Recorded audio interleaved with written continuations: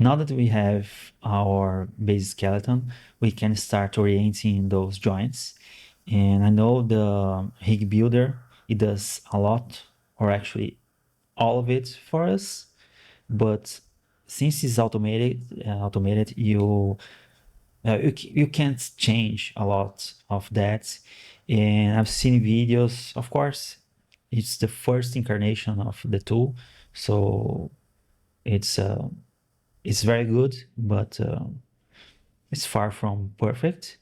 Probably in the next major version, we'll have an improved version. But I've seen some videos where, well, I've seen people having to changing the position of the joints, so the rig builder would use that as the joint directions. And well, I don't like that, because for most of the time we need exact position for those joints. So again, the the out of the box tools are great. They do a lot for us, but we must know how to use custom tools if we need custom stuff, especially if the out of the box tools doesn't do, or maybe they can even be slower than custom tools depending on your project.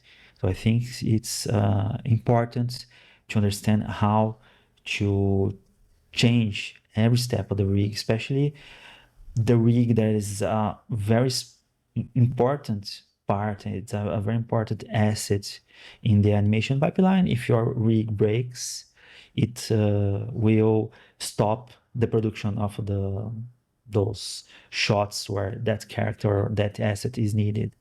So that's why I think this is a very important step, and I think it is still needed. For this, I don't think the auto rigger will do what we want. And again, we are in SOPs, so where we are more comfortable with.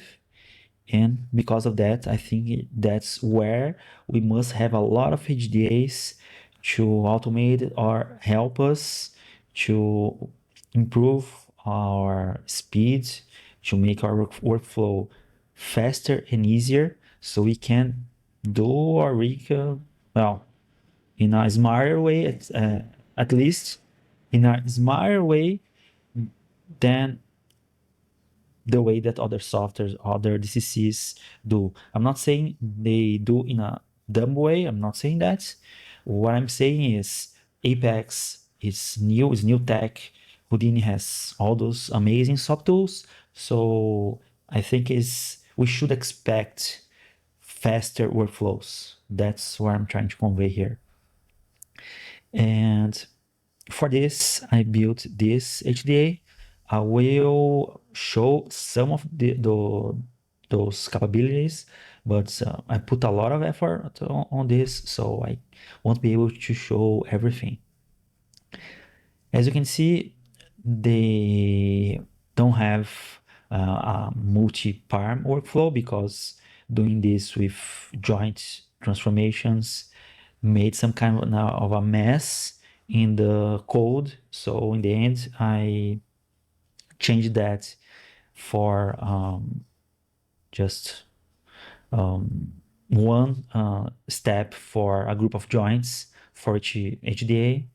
So I would have to duplicate the HDA for each time I would orient a group of joints. I think it's easier if I show you how it works, and then we can talk more about why I chose this. But it's doable. It's doable doing this in a multi-parm. I did that again, but was not something that I liked. The workflow, I think, was maybe cumbersome in some sense. And here it has the default orientation, so we can see using this. Let me remove the name. So it's using this, where is it? Here. It's using the child to orient those joints. And with this, let me show you. I think here's easier to see. Let me remove this. And let me, yeah, here. So as you can see, this is the orientation that it's using. And here, what I'm doing is changing that. As you can see, for this guy, it has a different up vector or a y vector from this other two. So what I changed was, let me make it a little bit, yeah. What I changed was to use this, the same y direction for all of them.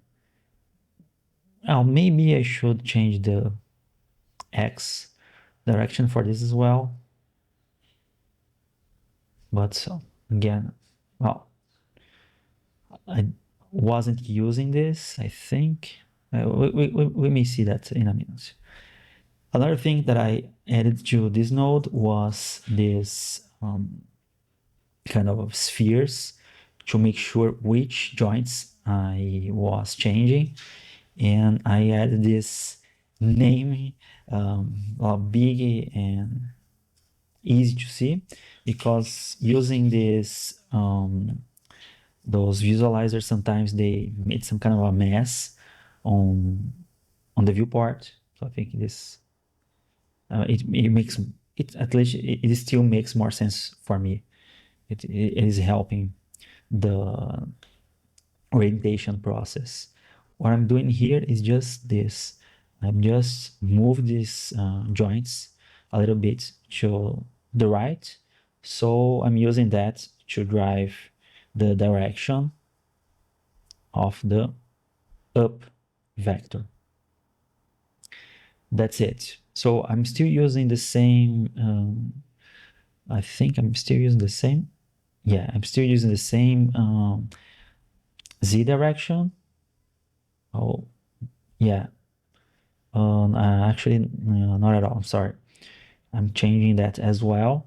It is the same because I'm using the same logic. I'm using the the parent-child direction to drive the Z direction, but it's changing everything that is kind of selected here.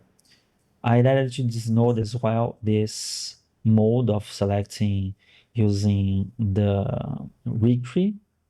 So it makes this. I think it's easier. And here, I think I'm doing the same thing for the other joints. Yes, yeah, I'm doing that. Probably I would, yeah, let me fix this. I don't like this direction being different from the others. So then I can show you live how this works. So let me close this. If you click here, it will open the rig tree, but we can select in the viewport as well. So I'm selecting this, that I'll change the X direction. Just remove this. As you can see, it's the same. It isn't changing anything, but now I can just reverse the X direction, and it's now the same as the other ones. These is the things that I feel the out-of-the-box tools, they don't do for you. So I did everything in this, in the parameters, but there's a lot going on here, especially for the lookats, because I'm kind of splitting the geometry, finding or setting the names so one joint can find the other one and set the orientation. This is kind of hard to go through all the code that this HDA is actually doing, but it's a lot. But hopefully you'll be able to maybe go even further and make even better tools where you can do your orientation in an even easier manner. The Orient Joints, this reference skeleton, it doesn't work as well as at least I would expect. So it's hard to orient using this or using out of the box tools. I would do the same way as I did in HDA using rig VOPs to change the orientations, because, well, it's hard for me using the out of the box tools, and with this is pretty damn fast. This is the same thing. I'm just offsetting, and it's using that to set the Y direction. In this, I'm changing root. As you can see, there's a difference between the, where is it? Here.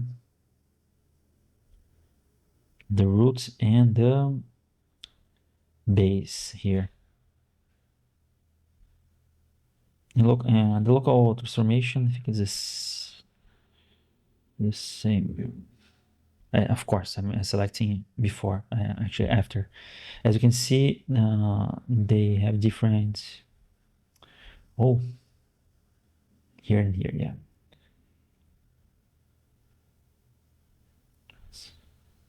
Here, they have different transformations, so I changed that.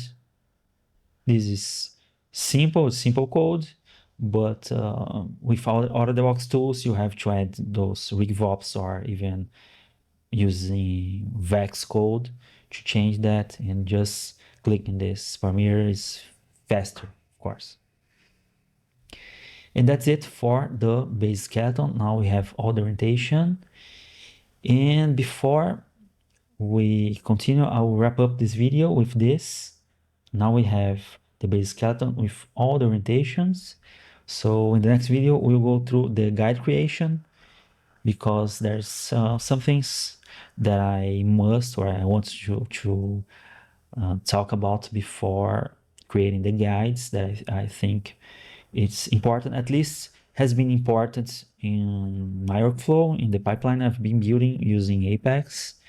But there's a lot of room for discussion. So I want to present the pros and cons of the way I'm going, and you can decide for yourself. So that's it for this video, and I hope I'll see you on the next video.